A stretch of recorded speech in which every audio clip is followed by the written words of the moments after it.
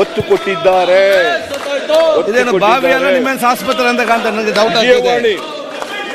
ಸಿದ್ದರಾಮನ ಹುಂಡಿಯಲ್ಲಿ ಸಾಮಾಜಿಕ ನ್ಯಾಯ. ನಮ್ಮೂರು ಸಿದ್ದರಾಮನ ಹುಂಡಿಯಲ್ಲಿ ಸಾಮಾಜಿಕ ನ್ಯಾಯ.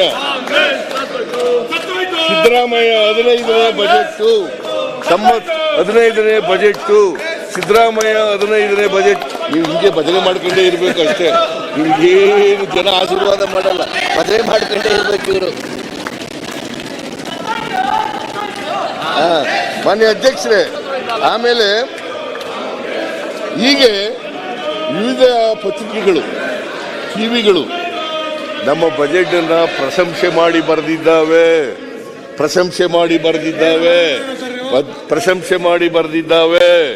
ನಮ್ಮ ಬಜೆಟ್ ಅನ್ನ ಎಲ್ಲ ಪತ್ರಿಕೆಗಳು, ಟಿವಿಗಳು ಕೂಡ ಪ್ರಶಂಸೆ ಮಾಡಿ ಬರೆದಿದ್ದಾರೆ. ಅದರಿಂದ ಇವರು ಹೇಳ್ತಕ್ಕಂಥ ಮಾತುಗಳಿದಾವಲ್ಲ, ಆಪಾದನೆಗಳು ಮಾಡ್ತಾ ಇದ್ದಾರಲ್ಲ, ಇವರು ಯಾವ ಸತ್ಯಾಂಶದಿಂದ ಕೂಡಿರ್ತಕ್ಕಂಥ ಆಪಾದನೆಗಳಲ್ಲ. ಮಾನ್ಯ ಅಧ್ಯಕ್ಷರೇ,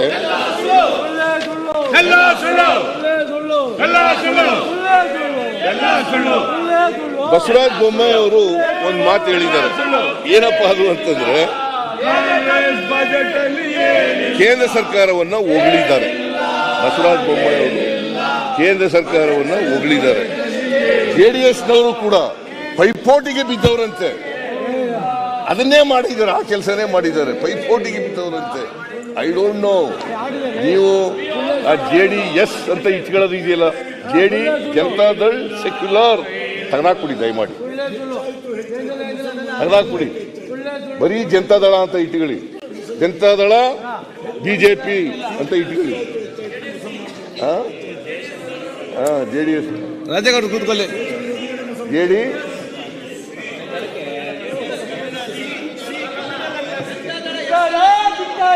ಅಂತ ಇಟ್ಕೊಳ್ಳಿ. ಇನ್ನು ಮುಂದೆ JDS ಅಂತ ಇಟ್ಕೊಳ್ಳೋದು ಬೇಡ. ಯಾಕಂದ್ರೆ ನಾನು ಆ ಪಾರ್ಟಿ ಕಟ್ಟಿದಾಗ ನಾನು ಮೊದಲನೇ ಅಧ್ಯಕ್ಷ, ಕರ್ನಾಟಕದ ಮೊದಲನೇ ಅಧ್ಯಕ್ಷ. ಯಾಕೆ JDS ಇತ್ತು ಅಂತ ಹೇಳಿದ್ರೆ, ಜನತಾದಳ ಡಿವೈಡ್ ಆಯ್ತು. ಅವತ್ತು ಡಿವೈಡ್ ಆಗಿ ಜನತಾದಳ S ಮತ್ತು JDU ಆಯ್ತು. JDUನವರು BJP ಸೇರಿ ಸರ್ಕಾರ ಮಾಡಿದ್ರು. JDU ಜನತಾದಳ ಯುನೈಟೆಡ್ ಅಂತ ಇಟ್ಕೊಂಡ್ರು. ನಾವು ಜನತಾದಳ S ಅಂತ ಇಟ್ಕೊಂಡ್ರು. ದೇವೇಗೌಡರು, ನಾವು, ಲಕ್ಷ್ಮೀ ಸಾಗರು, ಆಮೇಲೆ ಇವರು AK ಸುಬ್ಬಯ್ಯನವರು, ಆಮೇಲೆ ಸಿಂಧ್ಯಾ, ನಾನು, ಪ್ರಕಾಶ್, ನಾವೆಲ್ಲರೂ ಸೇರಿ JDS ಅಂತ ಇಟ್ಕೊಂಡು ನಾವೆಲ್ಲ ಸೆಕ್ಯುಲರ್ ಆಗ, ಅದಕ್ಕೋಸ್ಕರ JDS ಅಂತ ಇಟ್ಕೊಂಡು, ಅದಕ್ಕೋಸ್ಕರ JDU ಹೋಗಿರೋದು. ಈಗ ನೀವು BJP ಜೊತೆ ಹೋಗಿದ್ದೀರಿ. ಅದರಿಂದ ತೆಗೆದಾಕ್ಬಿಡಿ, ದಯಮಾಡಿ ತೆಗೆದಾಕ್ಬಿಡಿ. ಅವ್ರ ಜೊತೆ ಯಾಕೆ ಹೋಗ್ತೀವಿ? ತೆಗೆದಾಕ್ಬಿಡಿ. ಇಲ್ಲ, ನೀವು ಇರಬೇಕು ಅನ್ನೋದಾದ್ರೆ ಹೊರಗಡೆ ಬರ್ರಿ. JDS ಇಟ್ಕೋಬೇಕು ಅನ್ನೋದ್ರೆ ಹೊರಗಡೆ ಬರ್ರಿ. ಮಾನ್ಯ ಅಧ್ಯಕ್ಷರೇ, ಇವರು ಇಬ್ರು ಒಂದೇನೆ. ಬೊಮ್ಮಾಯಿ ಅವರು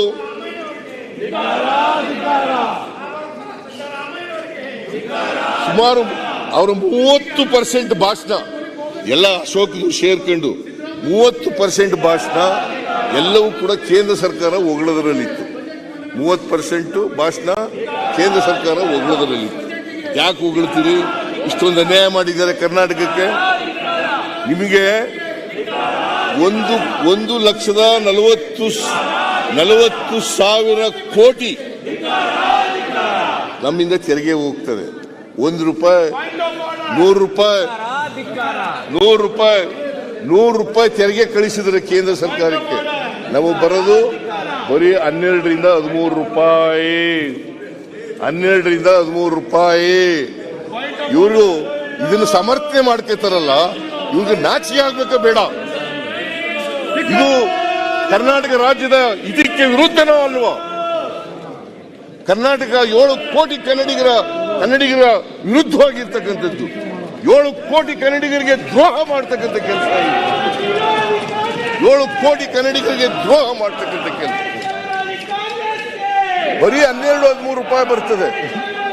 ಮೊನ್ನೆ ಅಧ್ಯಕ್ಷರೇ ನಿರ್ಮಲಾ ಸೀತಾರಾಮನ್ ಅವರು ಹೇಳ್ತಾರೆ 2021ರಲ್ಲಿ ಮೊದಲನೇ ವರದಿ ಕೊಡ್ತಾರೆ 15ನೇ ಹಣಕಾಸಿನ ಆಯೋಗ.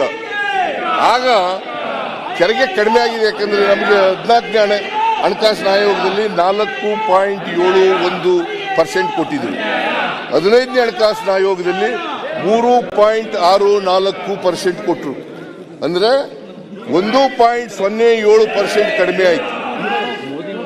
ಏನಾದರೂ ಹೆಚ್ಚು ಅನ್ಯಾಯ ಆಗಿರ್ತಕ್ಕಂಥ ರಾಜ್ಯ ಯಾವ್ದಾದ್ರು ಇದ್ರೆ ಅದು ಕರ್ನಾಟಕ. ತೆರಿಗೆ ಕೊಡೋದ್ರಲ್ಲಿ Maharashtra number 1, Karnataka number 2. Maharashtra number 1, Karnataka number 2.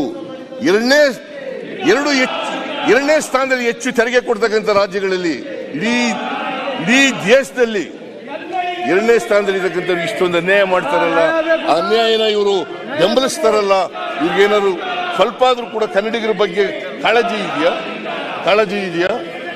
ಇದನ್ನ ನಾವು ವಿರೋಧ ಮಾಡಿದ್ರೆ ದೇಶ ಹೊಡಿಲಿಕ್ಕೆ ಮಾಡ್ತಾ ಇದ್ದಾರೆ. ಇದೇ ನರೇಂದ್ರ ಮೋದಿಯವರು ಗುಜರಾತ್ನ ಚೀಫ್ ಮಿನಿಸ್ಟರ್ ಆಗಿದ್ದಾಗ ಅವತ್ತು ಆಡಿರ್ತಕ್ಕಂಥ ಮಾತುಗಳನ್ನ ನಿಮಗೆ ತಿಳಿಸ್ಲಿಕ್ಕೆ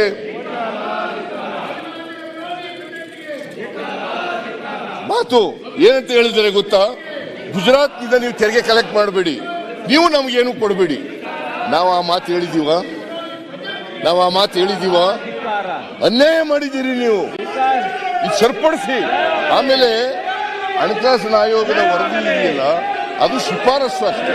ಇಟ್ ಇಸ್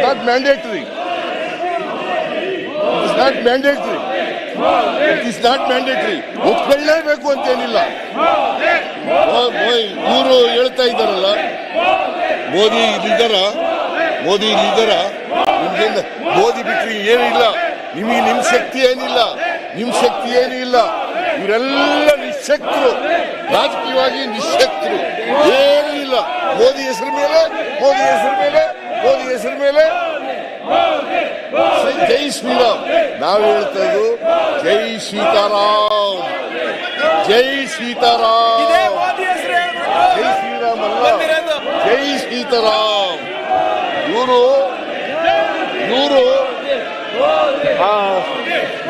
ಶ್ರೀರಾಮ, ಸೀತೆ, ಲಕ್ಷ್ಮಣ್, ಆಂಜನೇಯನ ಬೇರ್ಪಡಿಸ್ಬಿಟ್ಟಿದ್ದಾರೆ ಈಗ.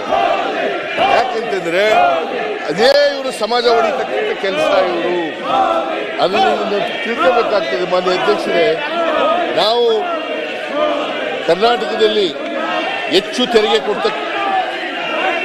ನಮ್ಮ ಸ್ವಂತ ತೆರಿಗೆ ಎಷ್ಟು ಕೊಡ್ತೀವಿ, ಎಷ್ಟು ಖರ್ಚು ಮಾಡ್ತೀವಿ ನಾವು ಅಂತಂದ್ರೆ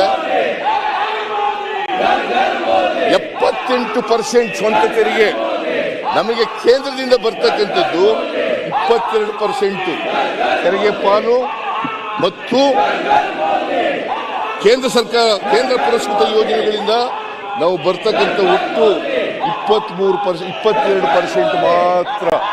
78% ಕರ್ನಾಟಕದ ಸ್ವಂತ ತೆರಿಗೆಗಳು. 78%. ಕೇಂದ್ರ ಸರ್ಕಾರದಿಂದ ಬರ್ತಕ್ಕಂಥದ್ದು 22% ನಮ್ಮ ಪಾಲು ಮತ್ತೆ ಕೇಂದ್ರ ಸರ್ಕಾರದ ಪುರಸ್ಕೃತ ಯೋಜನೆ. ಗುಜರಾತ್ 75 ಸ್ವಂತ ತೆರಿಗೆಗಳು, ಕೇಂದ್ರದ ಪಾಲು 17%, 8% ಸಹಾಯಧನ. ಸೊ ಒಟ್ಟು 25% ಕೇಂದ್ರದಿಂದ ಅವರು ಬರ್ತದೆ. ಉತ್ತರ ಪ್ರದೇಶದಲ್ಲಿ 48% ಸ್ವಂತ ತೆರಿಗೆ, 32% ಕೇಂದ್ರದ ಪಾಲು, 20% ಕೇಂದ್ರದಿಂದ ಬರ್ತಕ್ಕಂಥ ಸಹಾಯ. ಎರಡೂ ಸೇರಿಸಿದರೆ 32, 20, 52% ಕೇಂದ್ರದಿಂದ ಬರ್ತದೆ. 52% ಬರ್ತದೆ. ನಮಗೆ ಬರೋದು 22%, ಕೇಂದ್ರದವರಿಗೆ ಬರ್ತಕ್ಕಂಥದ್ದು 22%. ಜನ ನೋಡ್ತಾ ಇದ್ದಾರೆ, ನಿಮಗೆ ಎಲ್ಲ ನೋಡ್ತಾ ಇದ್ದಾರೆ, ಜನ ನೋಡ್ತಾ ಇದ್ದಾರೆ. ಅನ್ಯಾಯನೂ ಕೂಡ ಸಮರ್ಥನೆ ಮಾಡ್ಕೊತೀರಲ್ಲ. ಕರ್ನಾಟಕಕ್ಕೆ ಅನ್ಯಾಯ ಆಗಿದೆ, ಕನ್ನಡಿಗರಿಗೆ ಅನ್ಯಾಯ ಆಗಿದೆ, ಆ ಅನ್ಯಾಯ ಸಮರ್ಥನೆ ಮಾಡ್ಕೊತಾ ಇದ್ದೀರಲ್ಲ. ಮೋದಿ ಎದುರುಗಡೆ ನಿಂತ್ಕೊಂಡು ಮಾತಾಡಕ್ಕೆ ಇವ್ರಿಗೆ ಧೈರ್ಯ ಇಲ್ಲ, ಹೆಮ್ಮೆ ಇಲ್ಲ, ತಾಕತ್ತಿಲ್ಲ ಇವರಿಗೆ. ನಿರ್ಮಲಾ ಸೀತಾರಾಮನ್ ಇಲ್ಲಿಂದ ಆಯ್ಕೆ ಆಗಿರ್ತಕ್ಕಂಥ ಹೆಣ್ಮಗಳು. ಆಮೇಲೆ ಮಾನ್ಯ ಅಧ್ಯಕ್ಷರ ಉತ್ತರ ಪ್ರದೇಶದಿಂದ 52% ಕೇಂದ್ರ ಬರ್ತದೆ. ಬಿಹಾರಕ್ಕೆ 26% ಅಮ್ಮ. ಜೈ ಜೈ ಸೀತಾರಾಮ್, ಜೈ ಜೈ ಸೀತಾರಾಮ್, ಜೈ ಜೈ ಸೀತಾರಾಮ್. ಯಾವನ್ರಿ ಏನು ಬುದ್ಧಿನೂ ಇಲ್ಲ, ತಲೆಯಲ್ಲಿ ಮಿದುಳಿಲ್ಲ. ಖಾಲಿ ಆಗಿರೋದು ಏನಪ್ಪ ಅಂದ್ರೆ ಮಿದುಳೇ ಇಲ್ಲ ಇವ್ರಿಗೆ, ತಲೆನೇ ಖಾಲಿ ಇವ್ರಿಗೆ, ತಲೆ ಖಾಲಿ ಇವ್ರಿಗೆ. ಯಾರು ರಾಮಾಯಣನೂ ಓದ್ಕೊಂಡಿಲ್ಲ, ಮಹಾಭಾರತನೂ ಓದ್ಕೊಂಡಿಲ್ಲ, ರಾಮಾಯಣನೂ ಓದ್ಕೊಂಡಿಲ್ಲ, ಮಹಾಭಾರತನೂ ಓದ್ಕೊಂಡಿಲ್ಲ. ಸುಮ್ಮನೆ ಯಾರೋ ಹೇಳ್ತಾರೆ ಅಲ್ಲಿ ಅಯೋಧ್ಯೆಯಲ್ಲಿ ಯಾರೋ ಕಟ್ಸಿದ್ರು ದೇವಸ್ಥಾನ, ಅಲ್ಲೋ ಪೂಜೆ ಮಾಡ್ಬಿಟ್ಟು ಜೈ ಜೈ. ನಾನು ಕಟ್ಸಿದ್ದೀನಿ ದೇವಸ್ಥಾನನ, ಶ್ರೀರಾಮನ ದೇವಸ್ಥಾನ ನಾನು ಕಟ್ಸಿದ್ದೀನಿ. ಮಾನ್ಯ ಅಧ್ಯಕ್ಷರೇ, ಅದರಿಂದ ಬಿಹಾರದಲ್ಲಿ 26% ಸ್ವಂತ ತೆರಿಗೆ, ಕೇಂದ್ರದಿಂದ ಬರ್ತಕ್ಕಂಥದ್ದು 74%, ಮಹಾರಾಷ್ಟ್ರದಲ್ಲಿ 71% ಸ್ವಂತ ತೆರಿಗೆ, ಮತ್ತೆ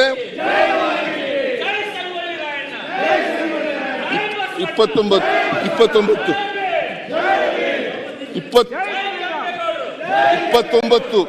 ಕೆಂಪೇಗೌಡ ಜಯಂತಿ ಮಾಡಿದವ್ರು ನಾನು, ನೀನಲ್ಲ, ನೀವೆಲ್ಲ ಮಾಡಿದ್ದು. ಕೆಂಪೇಗೌಡ ಜಯಂತಿ ಮಾಡಿದವ್ರು ನಾನು.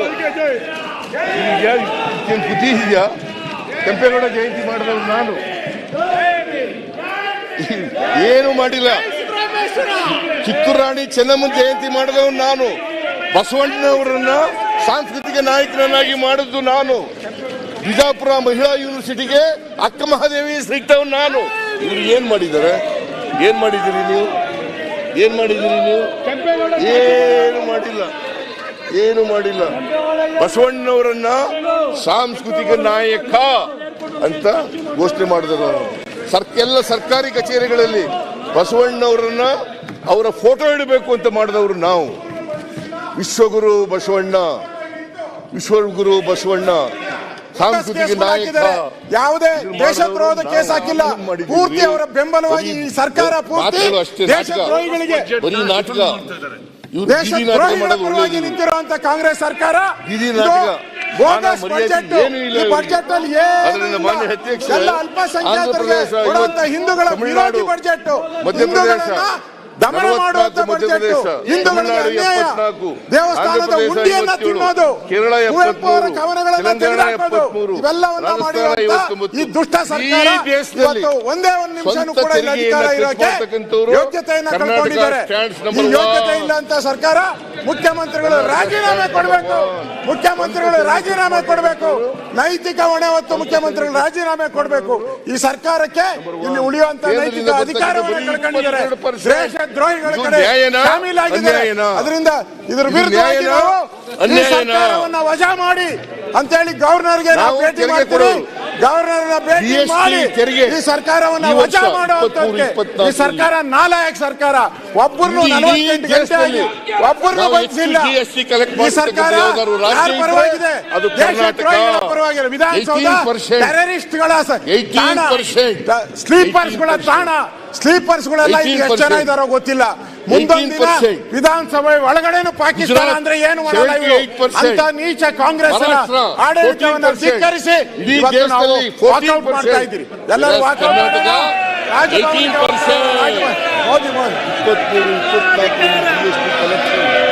ಮಾಡಿರ್ತಕ್ಕಂಥದ್ದು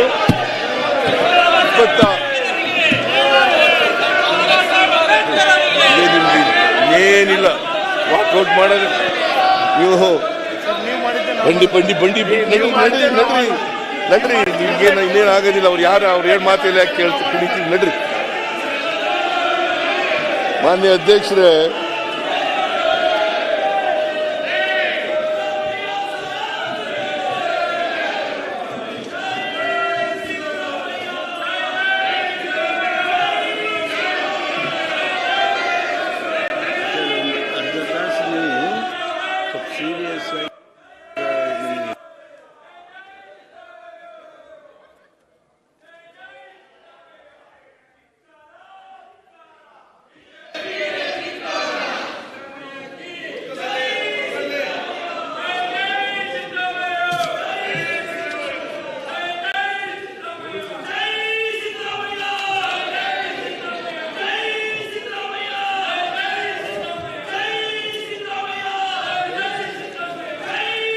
ಮಾನ್ಯ ಅಧ್ಯಕ್ಷರೇ, 2024-25ರಲ್ಲಿ ಈ ಬಿಜೆಪಿಯವರು ಇದಾರಲ್ಲ, ಇವರು ಕರ್ನಾಟಕಕ್ಕೆ ಅನ್ಯಾಯ ಆಗ್ತದೆ ಅಂತಕ್ಕಂಥದ್ದನ್ನ ಅಂಕಿಅಂಶಗಳು ಹೇಳ್ತವೆ. 100 ರೂಪಾಯಿ ಕಲೆಕ್ಟ್ ಆದರೆ 12-13 ರೂಪಾಯಿ ಮಾತ್ರ ನಮಗೆ ಬರ್ತದೆ. ಇನ್ನು 87 ರೂಪಾಯಿ ಅವರೇ ಇಟ್ಕೋತಾರೆ. ಆಮೇಲೆ ಅಧ್ಯಕ್ಷರೇ, ಕರ್ನಾಟಕದಲ್ಲಿ ಶಿಕ್ಷಣ ಇರ್ಬೋದು, ಆರೋಗ್ಯ ಇರ್ಬೋದು, ರಸ್ತೆಗಳಿರ್ಬೋದು, ಬ್ರಿಡ್ಜ್ಗಳು ಮಾಡೋದು ಇರ್ಬೋದು, ಸೋಷಿಯಲ್ ಸೆಕ್ಯೂರಿಟಿ ಇದು ಪ್ರೆಜರ್ಸ್ ಇರ್ಬೋದು, ಲ್ಯಾಂಡ್ ಆರ್ಡರ್ ಮೇಂಟೈನ್ ಮಾಡೋದು ಇರ್ಬೋದು, ಎಲ್ಲ ಕರ್ನಾಟಕ ನಾವು ರಾಜ್ಯ. ಅವ್ರೇನು ಮಾಡ್ತಾರೆ? ದುಡ್ಡು ಕೊಟ್ಟಿಲ್ವಾ? ರಸ್ತೆಗಳು ದುಡ್ಡು ಕೊಟ್ಟಿಲ್ವಾ? ರೈಲ್ವೆ ಬ್ರಿಡ್ಜ್ಗಳು, ರೈಲ್ವೆ ನಾವು ಜಮೀನು ಕೊಡ್ತೀವಿ, 50% ಬೇರೆ ಕೊಡ್ತೀವಿ. ರೈಲ್ವೆಗಳಿಗೆ ಜಮೀನು ಕೊಡ್ತೀವಿ, 50% ಬೇರೆ ಕೊಡ್ತೀವಿ. ಪ್ರಾಜೆಕ್ಟ್ ಕಾಸ್ಟ್ನಲ್ಲಿ 50% ನಾವು ಕೊಡ್ತೀವಿ. ಆಮೇಲೆ ರೆವಿನ್ಯೂ ಬರ್ತದಲ್ಲ ರೈಲ್ವೆನಲ್ಲಿ, ಆ ರೆವಿನ್ಯೂ ಎಲ್ಲ ಅವರೇ ಇಟ್ಕೋತಾರೆ. ನಮ್ಗೇನು 1 ಪೈಸಾ ಕೊಡಲ್ಲ. ರಸ್ತೆನಲ್ಲಿ ಟೋಲ್ ಕಲೆಕ್ಟ್ ಮಾಡ್ತಾರೆ. ಈ ವರ್ಷ 23-24ಕ್ಕೆ 3,000 ಕೋಟಿ ರೂಪಾಯಿ ಕಲೆಕ್ಟ್ ಮಾಡಿ. ನಮ್ಗೇನಾದ್ರು 1 ರೂಪಾಯಿ ಕೊಡ್ತಾರ? ಆಮೇಲೆ ಬರೀ ಕರ್ನಾಟಕ ಒಂದರಲ್ಲೇ ರಸ್ತೆಗಳು ಮಾಡಲ್ಲ, ರೈಲ್ವೆ ಮಾಡಲ್ಲ, ಇಡೀ ದೇಶದಲ್ಲಿ ಮಾಡಬೇಕು. Railway according to the constitution central ಲಿಸ್ಟಲ್ಲಿ ಬರೋದು. ನ್ಯಾಷನಲ್ ಹೈವೇ ಖರ್ಚು ಮಾಡ್ತಕ್ಕಂಥದ್ದು ಸೆಂಟ್ರಲ್ ಲಿಸ್ಟಲ್ಲಿ ಬರ್ತಕ್ಕಂಥದ್ದು ಅವ್ರು ಮಾಡಲೇಬೇಕು. ನೀವು 187 ರೂಪಾಯಿ ಇಟ್ಕೋತೀರಲ್ಲ, ನಮ್ಗೆ ಎಷ್ಟು ಕೊಡ್ತಾ ಇದ್ದೀರಿ? ಈ ವರ್ಷ 23-24ಕ್ಕೆ 50,257 ಕೋಟಿ. ಬಜೆಟ್ ಗಾತ್ರ 45 ಲಕ್ಷ ಕೋಟಿ. ಗೌರ್ಮೆಂಟ್ ಆಫ್ ಇಂಡಿಯಾ ಮುಂದಿನ ವರ್ಷಕ್ಕೆ ಅದು 24-25ಕ್ಕೆ 47 ಲಕ್ಷ, 23-24ಕ್ಕೆ 45 ಲಕ್ಷ. 18-19ರಲ್ಲಿ ಅವತ್ತು ಇದ್ದದಕ್ಕಿಂತ ಇವತ್ತು ಜಾಸ್ತಿ ಆಗಿದೆ. 24,42,000 ಕೋಟಿ ಇತ್ತು. ಅವತ್ತು ನಮಗೆ ಇನ್ನೂ ಜಾಸ್ತಿ ಬತ್ತಿತ್ತು. As a matter of fact ನಮ್ಮ ಪಾಲು. ಈಗ ಬರೋದು, ಈ ವರ್ಷ ಬರೋದು 23-24ಕ್ಕೆ 45 ಲಕ್ಷ ಕೇಂದ್ರ ಸರ್ಕಾರದ ಬಜೆಟ್ ಗಾತ್ರ. ನಮ್ಗೆ ವಾಪಸ್ ಬರ್ತಕ್ಕಂಥದ್ದು 50,257 ಕೋಟಿ. 37,252 ಕೋಟಿ ತೆರಿಗೆ ಪಾಲು, 13,005 ಕೋಟಿ ನಮ್ಮ ಸೆಂಟ್ರಲಿ ಸ್ಪಾನ್ಸರ್ಡ್ ಸ್ಕೀಮ್ನಲ್ಲಿ ಬರ್ತಕ್ಕಂಥ ಗ್ರಾಂಟ್ಸ್. ಆಮೇಲೆ ಸೆಂಟ್ರಲಿ ಸ್ಪಾನ್ಸರ್ಡ್ ಗ್ರಾಂಟ್ಸ್ ಬರ್ತಾವಲ್ಲ, ಅವು ಕೂಡ ಪ್ರತಿ ವರ್ಷ ಕಡಿಮೆ ಆಗ್ತಾ ನಮಗೆ ಬರ್ತಕ್ಕಂಥ ಅವ್ರ ಪಾಲು ಕಡಿಮೆ ಆಗುತ್ತೆ, ನಮ್ಮ ಪಾಲು. ಹೆಚ್ಚಿನ ವಿಡಿಯೋಗಳಿಗೆ ಪ್ರತಿಧ್ವನಿ ಯೂಟ್ಯೂಬ್ ಚಾನೆಲ್ ಸಬ್ಸ್ಕ್ರೈಬ್ ಮಾಡಿ, ಬೆಲ್ ಐಕಾನ್ ಕ್ಲಿಕ್ ಮಾಡಿ.